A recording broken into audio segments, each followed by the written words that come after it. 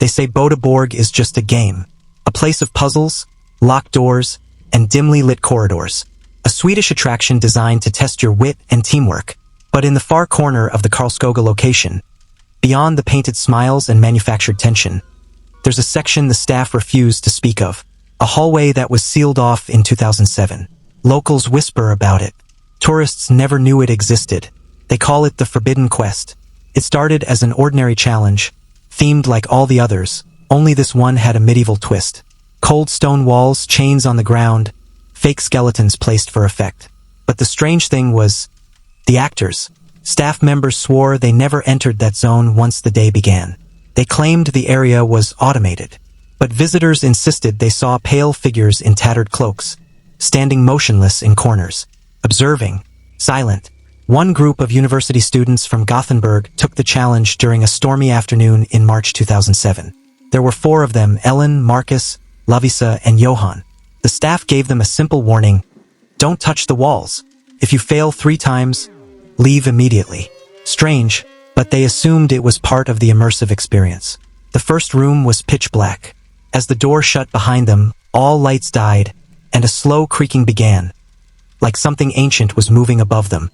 Then a voice whispered in Swedish, "Choose who must be chained." A metal cuff snapped out from the wall. Ellen laughed nervously and placed it around her wrist.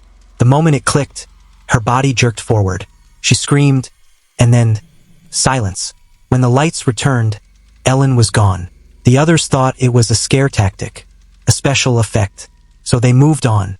In the second room, they had to solve a riddle etched in Latin, with the only clue being an hourglass slowly draining. Johan, fluent in ancient languages, translated it aloud. "He who speaks truth will open the path. He who lies will join the dead." As he completed the sentence, the hourglass shattered, and from the shadows, a hand reached out and dragged him into the floorboards. No scream, just a muffled gasp, and then silence. Lovisa and Marcus ran, but the door behind them had vanished.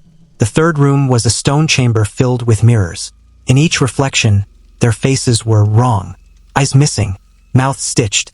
One mirror showed Marcus hanging upside down, bleeding from his eyes. As he turned to run, his reflection didn't move. It just smiled. He was pulled into the glass, not through it, into it, as if his body was made of smoke. Lovisa was alone. She stumbled through the corridors, sobbing, begging to be let out. But the walls kept changing. Endless doors, flickering torches. The whispers returned, "Finish the quest, or remain with us." Somehow she escaped, found lying in the parking lot, barefoot and shaking, blood on her hands that wasn't her own. She never spoke again, committed to a psychiatric ward. Every night, nurses reported her whispering the same phrase in Latin, "Veritas vincit mortem," truth conquers death. After that incident, Boda Borg sealed the Forbidden Quest. But strange things kept happening. Staff reported seeing shadows moving between rooms, cold spots, screams echoing through walls with no source, and sometimes visitors vanish. No records, no bookings, just security footage of them entering and never leaving. And once a year, on the anniversary of that fateful March day, the sealed door creaks open.